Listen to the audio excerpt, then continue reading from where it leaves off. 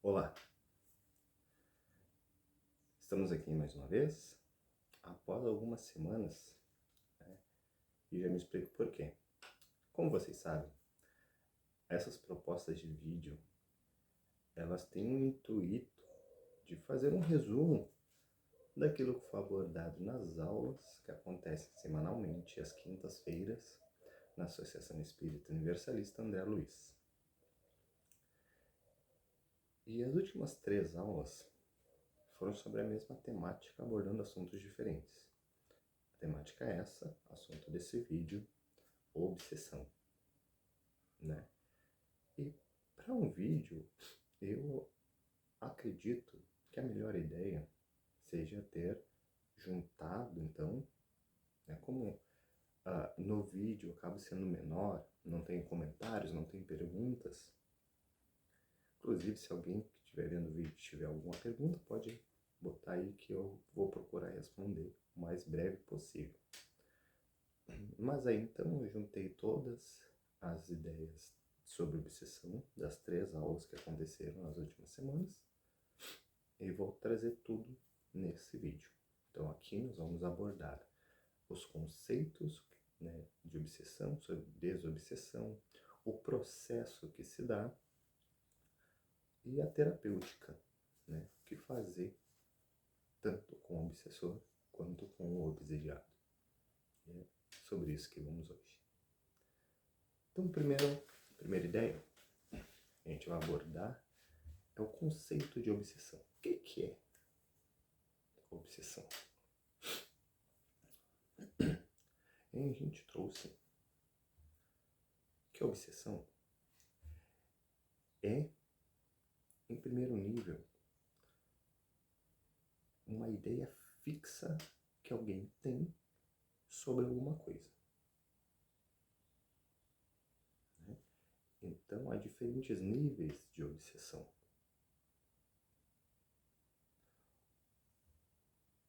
Mas, no caso que nós vamos abordar aqui, é o conceito espírita, que além da ideia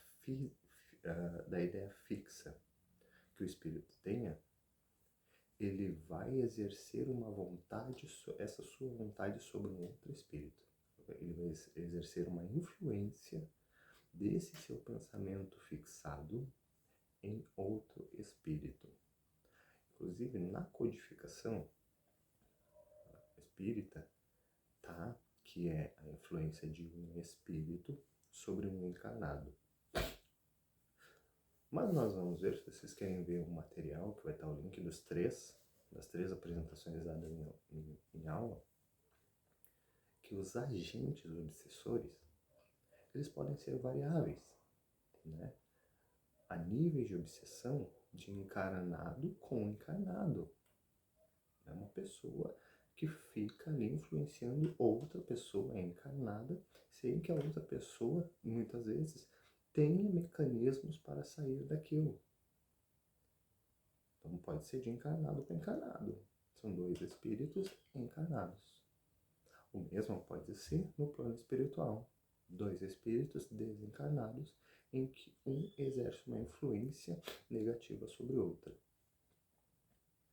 E aí nós vamos ter a obsessão, que vamos chamar de clássica, que é quando um espírito exerce uma influência negativa sobre o encarnado.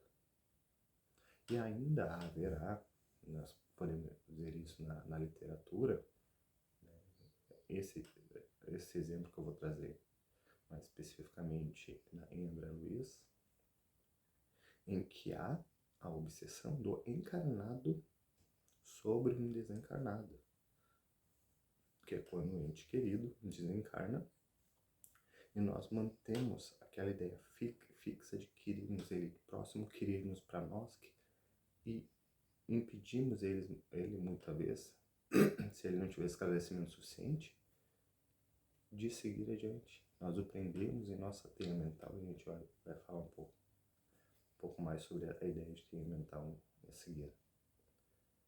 Então, por isso que eu trouxe um conceito, a influência de um espírito sobre outro, independente de qual aparelho, qual veículo de expressão ele está usando, se encarnado ou se desencarnado. Então, obsessores podem estar em qualquer nível, obsidiando qualquer níveis, tá? Até aqui, conceitual, né? Vamos às causas. Como uma obsessão acontece. E em aula, no primeiro dia, eu trouxe uma ideia de cada um dizer o que entende por obsessão. Porque é um tema amplo, que como se fosse a primeira vez que tu pisou, figurativamente, a primeira vez que tu pisou em um solo espiritualista, que tu começou a procurar elementos, entender um pouquinho, logo tu se depara com o tema obsessão. Né? Mas quais são as causas reais? Vimos que os agentes podem ser variados. Pode ser encarnado, encarnado, desencarnado. Inclusive, né, alguns espíritos nos orientam que, inclusive, podemos ser nossos próprios obsessores. Né? Quando somos negacionistas sobre os nossos potenciais e, frequentemente, ficamos nos colocando para baixo, nos auto-obsidiamos, como eles chamam. Mas quais são as causas disso? E essas causas elas foram trazidas pelos alunos. Né? Cada um trouxe uma aqui, outra lá. E as causas são as brechas morais que nós temos ou abrimos em determinados momentos. Brechas essas que então o espírito obsessor vai aproveitar para se conectar a nós. E vejam bem, antes de eu seguir, é importante esclarecer que o obsessor ele não é um inimigo necessariamente. Ele pode, né, ser um inimigo de outra vida, ser um espírito dedicado à maldade, que se satisfaz em fazer o mal e identificou em nós uma oportunidade de fazer esse mal. Pode. Mas na essência, na maioria dos casos, o obsessor é um espírito ignorante, que muitas vezes não sabe a influência que está exercendo. Né? Muitas vezes pode ser um ente querido que desencarnou, mas que não tem compreensão sobre o mundo espiritual e quer ficar próximo daqueles que ele deixou na Terra, sem perceber que ele está exercendo uma influência negativa ali. Né? Ou podem ser espíritos viciados, que também não têm noção, estão vagando pelo mundo espiritual em busca de elementos que saciam os vícios que mantinham na Terra. E exercem sim uma influência negativa, mas sem intenção, se você me entende. E eu reafirmo, né, que por conceito, eu, né, costumo pensar que mesmo aquele espírito obsessor mais negativo, mais vingativo, ele é para nós um amigo. Porque uma vez que a gente o identifique a sua influência sobre nós somos capazes de identificar a causa que o atrai. Qual é a brecha moral que eu abro que atrai esse espírito obsessor? Só existe processos obsessivos porque somos ainda seres humanos falhos, que tendemos ao ego, à vaidade e a todos os elementos oriundos deles. A arrogância, a prepotência, né? o abuso da autoridade, o abuso das nossas sensações, né? Tudo aquilo que nos afasta das leis morais de Deus são brechas que esses obsessores acessam. Não houvessem brechas, não haveriam casos de obsessão. Então, se um obsessor, por mais terrível que seja, vem e me influencia, eu tenho que ser capaz de identificar essa influência e, através dessa identificação da influência, procurar pensar como ele acessou, como ele me acessou, qual foi o mecanismo que ele usou para conseguir me acessar. Porque se eu fosse todo bondade, né, todo afeto, todo fazer o bem, não teria campo para ele trabalhar em mim. E isso é importante ressaltar, porque da mesma forma que abordamos em sala de aula, a gente no movimento espírita, nós no movimento espírita, acabamos trocando o demônio cristão pelo obsessor e nos colocamos no papel, muitas vezes, de vítimas da obsessão. Não é um papel passivo. E não é assim. Se estamos sofrendo um processo de obsessão, é porque ativamente alimentamos pensamentos e condutas que atraem esses obsessores e permitem a conexão deles conosco. E que ninguém se sinta pior, menor, porque está vivendo um processo obsessivo. É algo comum de espíritos, nós espíritos que estamos em um processo evolutivo.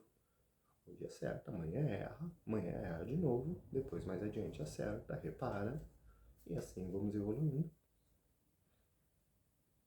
Essa é a proposta dessa vivência enquanto encarnados.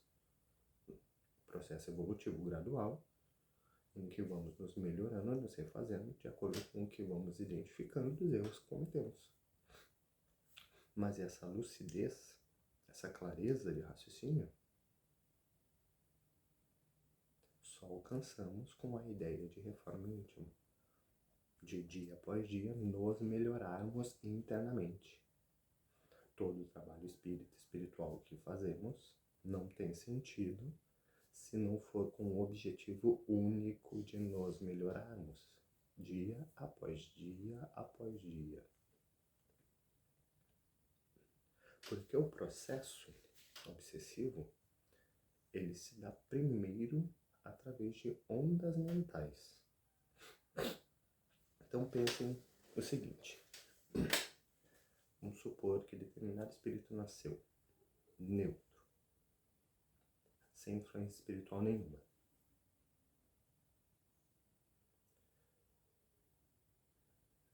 O que vai moldar os espíritos que vão circundar o seu entorno são os pensamentos que ele alimenta diariamente,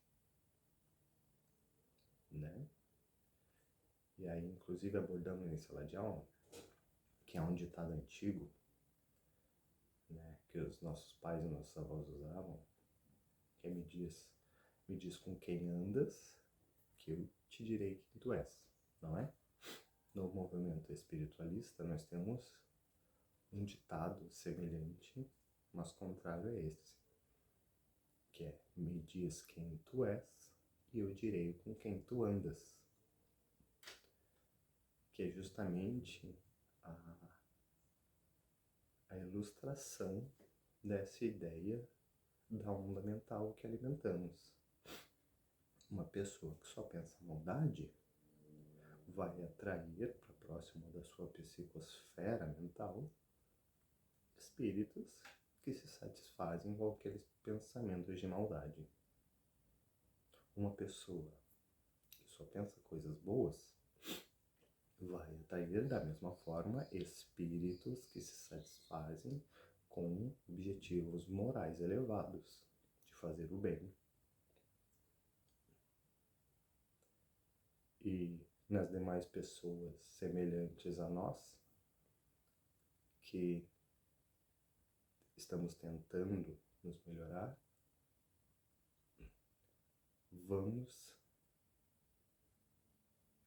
estarão em nosso entorno espíritos que se identificam com nossa onda mental de acordo com o nível evolutivo que estamos. Então, se mais tempo do dia dedicamos ao bem, por mais tempo do dia estarão a nosso entorno espíritos que se dedicam ao bem. Só que então, eu estou pensando bem. Estou fazendo leitura do Evangelho, estou planejando as aulas, estou fazendo os vídeos aqui sobre elevação, estou fazendo minhas preces, estou vibrando bem. Mas durante o dia, aconteceu uma coisa negativa comigo que eu não soube gerenciar. E eu estou sentindo muito aquilo de forma negativa. Estou pensando negativamente. Estou abrindo uma brecha moral. Eu disparo ondas mentais que vão modular e permitir que espíritos que vibram nessa onda se conectem a mim, iniciando um processo obsessivo através dessa brecha que eu abri. Aí talvez alguém me pergunte, tá, e os mentores? Eles não conseguem impedir isso? E a resposta é que talvez até sim, eles sejam capazes. Mas não é o objetivo deles nos anularmos vibratoriamente. É responsabilidade nossa de cada um sintonizarmos. Semelhantes a rádios, nós somos os responsáveis pelo processo de sintonia com o que queremos. Né? Se eu quero uma música boa, eu sintonizo a rádio que eu prefiro. Apesar de que todas as ondas estão passando por aquele rádio, eu vou sintonizar o que eu gosto, o que eu quero. Mas agora, se eu estou ouvindo uma rádio boa e de repente acontece alguma coisa, eu resolvo sintonizar a rádio negativa, eu vou sintonizar com o que está tocando lá. Não é verdade? E o que está tocando lá vai me fazer mal, vai me impactar. E daqui a pouco eu posso gostar. Mesmo que seja o ruim, negativo, eu vou dar razão. Eu vou dizer, ó, o que esse radialista está falando faz sentido nesse momento. Porque, além das brechas morais que abrimos, o processo obsessivo, ele só se fortalece e se intensifica porque eu alimento aquela vibração. Então, pensa comigo. Eu sou uma pessoa boa, né? E aí eu abro uma brecha moral. O espírito vem e se conecta uma única vez daquele pensamento que eu alimentei por um momento. Se eu não continuo alimentando, o espírito sai e vai procurar outro que alimente ele daquilo que ele quer, que ele precisa. Só que aí, nisso que ele está procurando, daqui o dia 2 eu penso de novo, negativamente. Ele volta. Eu volto e já fica mais um pouquinho. Porque a cada vez que ele volta, a influência dele sobre mim é um pouco maior.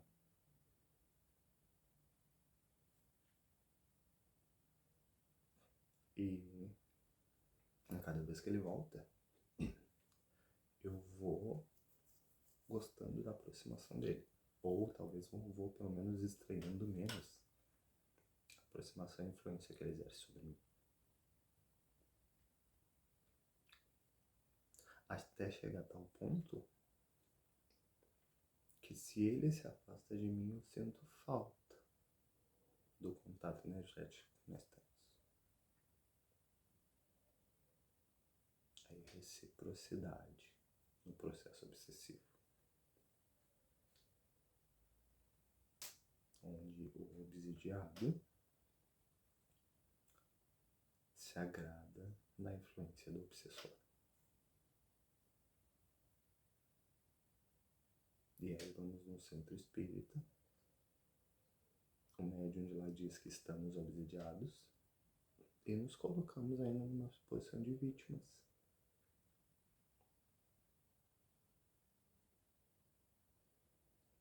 Quando, na verdade, somos coautores desse processo obsessivo. Porque eu inicialmente abri a brecha e com o passar do tempo fui alimentando esse processo através de pensamentos repetitivos negativos. Né? Pensei o obsessor como qualquer um de nós. Só é um espírito sem o corpo físico. Aí ele vem, se aproxima, se conecta ao pensamento negativo. Vai embora. Eu penso negativo de novo. Ele volta. Fica um pouco mais. Sai fora. Eu penso de novo. Ele sai, mas já fica perto. Porque ele sabe que daqui a pouco eu vou pensar de novo. Daquele jeito.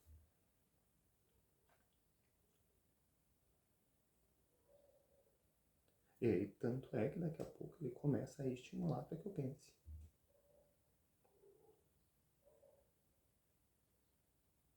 Daqui a pouco não vai mais embora. Fica do meu lado o tempo inteiro. Ele sabe que de tempos em tempos eu vou abrir uma brecha moral em que ele vai se conectar a mim. Em que vamos nos alimentar mutuamente. Daqui a pouco ele não se desconecta mais. Ele fica o tempo inteiro conectado, que é o que vamos chamar da obsessão dele. Segundo o espírito, ele está constantemente influindo pensamentos sobre mim. E eu me alimentando reciprocamente, alimentando ele também. Então, o primeiro processo da obsessão é a ação fluídica. Né? Eu, mesmo com o meu corpo físico, tenho um corpo espiritual. Então, eu pensei negativamente, esse espírito vem, se aproxima de mim, contata a aura com aura, perispírito com perispírito, né? Influindo em mim as suas sensações, ao mesmo tempo em que ele influi as sensações que eu exalo. Nos alimentando mutuamente um da energia do outro. Né? E nesse processo que eu já introduzi de que o espírito vem, se conecta, sai, volta, se conecta, sai, volta, com mais frequência vai se aproximando. Desculpa. Ele vai fazendo o que nós vamos chamar de envelopamento. Porque cada vez que ele vem e se conecta, quando ele sai, ele estabelece entre nós uma ligação, um vínculo. Em cada nova vez, um novo vínculo, uma nova ligação. Até que chega a tal ponto que estamos envoltos em uma teia mental que cada vez vai facilitando o processo de ligação desse espírito, facilitando e dando cada vez maior capacidade dele influir pensamentos sobre mim. E por isso, depois que a gente vai ver a terapêutica da desobsessão, em alguns casos não é algo tão simples assim. É algo que vai precisar de uma constância daquela pessoa que vem buscar auxílio, e 4, 5, 6 vezes numa sessão para tomar um passe específico, para tomar água fluidificada, para fazer toda uma terapêutica. Porque a obsessão ela não acontece instantaneamente. É um processo gradual e constante que o espírito obsessor faz sobre o obsediado, criando essa teia mental em volta através do tempo. E não dá para desconstruir isso espiritualmente só cortando tudo, né? Então, o que acontece no centro espírita? Tu entra lá, antes de qualquer coisa vai ter uma palestra. Porque a pessoa que vai, ela precisa mudar a conduta dela. Porque se ela continuar sendo quem ela é, com os mesmos pensamentos, ela vai continuar abrindo brechas e campo para esse espírito se conectar a ela. Aí, a importância de chegar cedo e ouvir a palestra com atenção.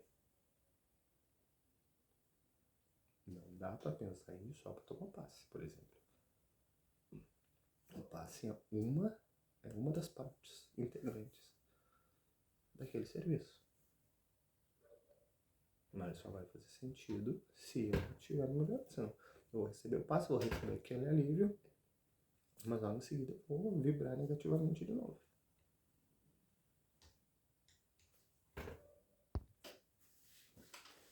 Então, por quê? A conduta do obsediado para encerrar o processo de obsessão, ela não pode ser de forma nenhuma passiva, né? De vitimização, de aceitação. Ela tem que ser ativa, reativa, né? De um esforço sincero pela mudança dessas ondas mentais. E temos também que notar que nem tudo é ação espiritual. Nem tudo é processo obsessivo. Às vezes, as coisas estão dando errado por nossas próprias escolhas nessa vida. Né? Que tá, né? O que eu trouxe no começo, que a gente está usando a obsessão, o obsessor, como algumas religiões usam a ideia do diabo, tirando a nossa responsabilidade. Então, daqui a pouco eu fui demitido, não porque um obsessor estava me impondo ideias, mas porque eu já estava desanimado com o serviço. Comecei a me atrasar, comecei a faltar, comecei a não entregar os resultados e abrir espaço para que outros melhores que eu naquele momento chegassem. Meu relacionamento estava ruim porque eu, em algum momento, de alguma forma, eu parei de dar atenção para outra pessoa. E eu vou ocupar o obsessor. Da mesma forma, o trabalhador em centro espírita, ele não pode, quando uma pessoa vem de fora e diz que está sofrendo uma perturbação, que está vendo espíritos, ele não pode sair dando diagnóstico. Ah, não, sim, você tem uma obsessão. Porque eu não sei se é um processo obsessivo. Como não vou ter certeza que não é um processo orgânico?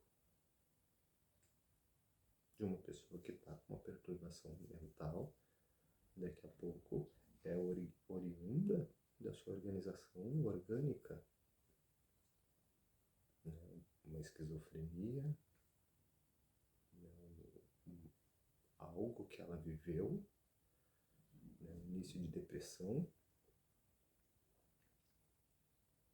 Então, O diagnóstico terapêutica, ele tem que ser visto com cuidado e com afeto.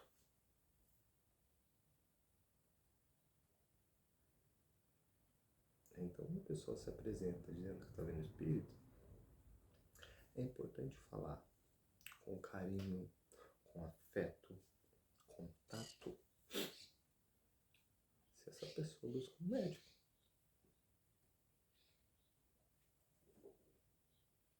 O que esse médico disse?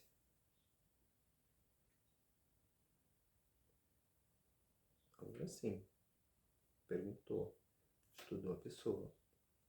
Ela disse que já foi em tudo que é médico, já tomou remédio, ninguém sabe o que é, as coisas não param. Opa, vamos conversar. Ou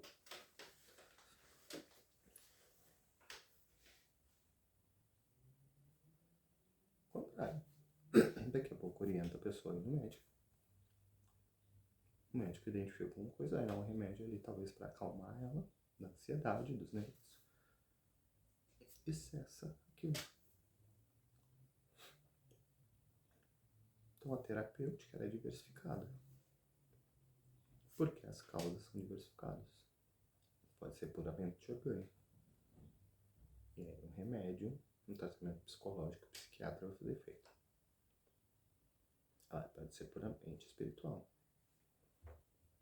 E aí o passe, a água fluidificada, e a posteriori a desobsessão, que o paciente obsidiado nunca vai estar presente, mas desobsessão.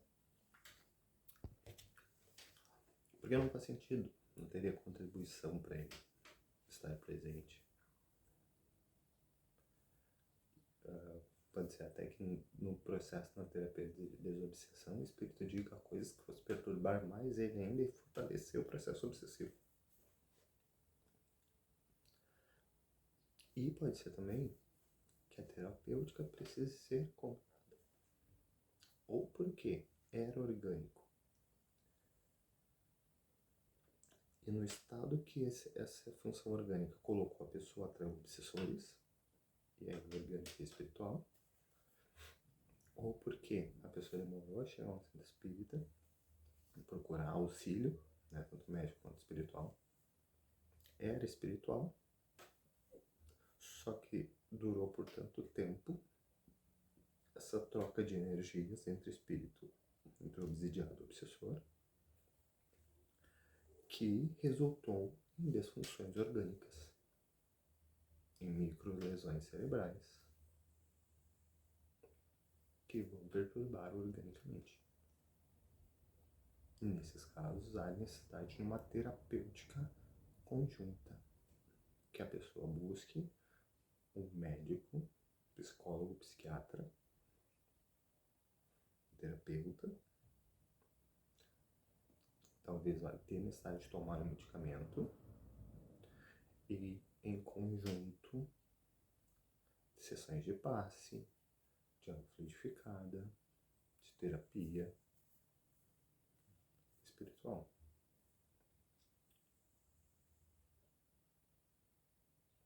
Para que ela fique melhor. E mais uma vez eu ressalto que essa melhora ela vai ser duradoura se a pessoa mudar a sua conduta, se melhorar. Senão, mais uma vez eu reforço, ela vai continuar atraindo obsessores. Faz a terapêutica da desobsessão, chama o espírito obsessor. Esse espírito obsessor a gente já vai falar direitinho como funciona, vai ser doutrinado, como chamamos, e vai embora. Só que se a pessoa está alimentando esses mesmos pensamentos, vai vir outro ocupar o lugar que ele estava. Tá entendendo a importância de não sermos um agente passivo? Temos que ser ativos, e inativos eu falo na questão da reforma íntima constante. De dia após dia, tentarmos ser um pouco melhores do que éramos. Então vamos entender agora como funciona a terapêutica da desobsessão, que não tem nada de místico, de palavra cabalística, como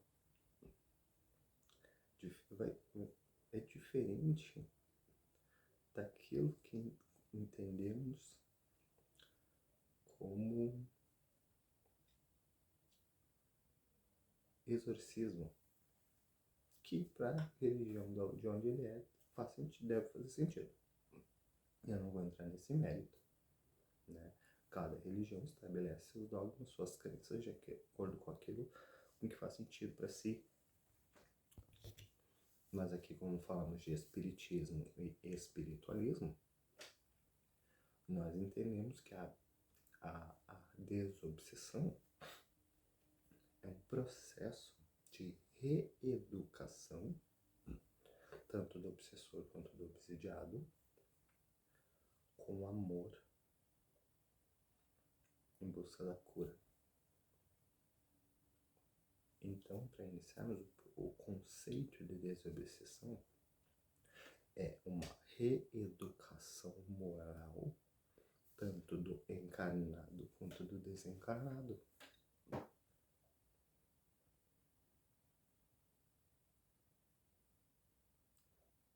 Estabelecendo assim uma ação ativa em dupla ação.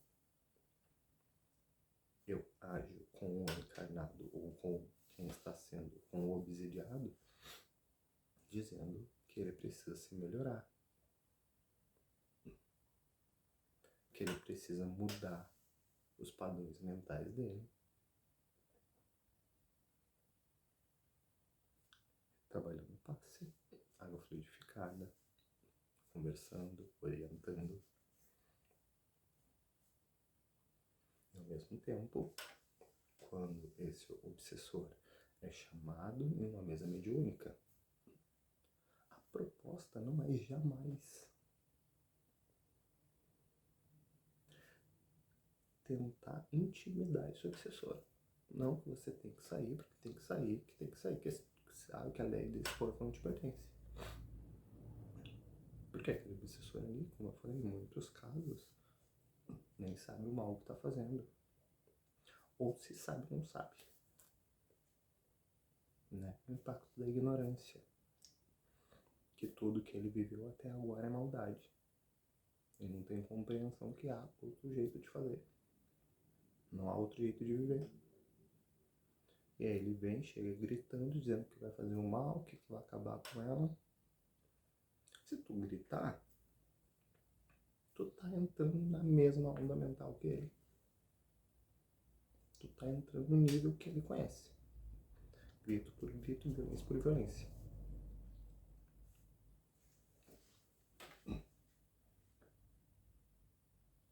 Né?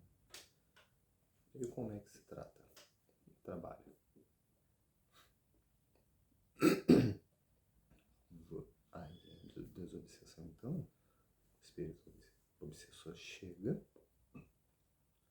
e ele vai ser reeducado. Ele vai chegar dizendo que vai acabar com tudo, que é tudo dele, que aquela pessoa é dele. E o doutrinador, que precisa ter conhecimento da espiritualidade, precisa ser alguém que estuda com constância, vai falar sobre espiritualidade. Sempre com respeito, afeto e amor. E essas coisas não se ensinam em livros. Eu posso ler toda a codificação, todas as obras complementares, todos os evangelhos, a Bíblia. Tem um cabedal de conhecimento enorme, se for só letra por letra. Eu não toco. E tanto o obsessor quanto o obsidiado, eles precisam ser tocados para que a mudança aconteça. Então o obsessor chega todo negativo, ao invés de rebater, eu chamo ele de irmão. mas não da boca para fora. Mas porque eu de fato entendo nele um irmão meu que nesse momento está transtornado, está perdido do que eu entendo como processo evolutivo. E aí eu vou procurar conduzir ele nessa linha. Ele vai dizer que vai fazer a maldade porque ele quer fazer a maldade. E aí o doutrinador que estuda vai dizer que a maldade não leva a lugar nenhum, a não ser para mais ambiente de mal. Que ele está numa luta infrutífera, porque o primeiro que sofre a ação do mal é o seu portador, é quem faz. Ah, mas ela já fez maldade para mim em outra vida. Tudo bem? E por quanto tempo vamos seguir nesse ciclo? E aí vai conversando com uma escuta atenta antes do orador, do doutrinador querer implicar uma moral. Ele precisa ouvir o que o obsessor vem trazer. Porque diante disso, isso podem ser as dores dele. E justamente através dela que eu vou acessar ele.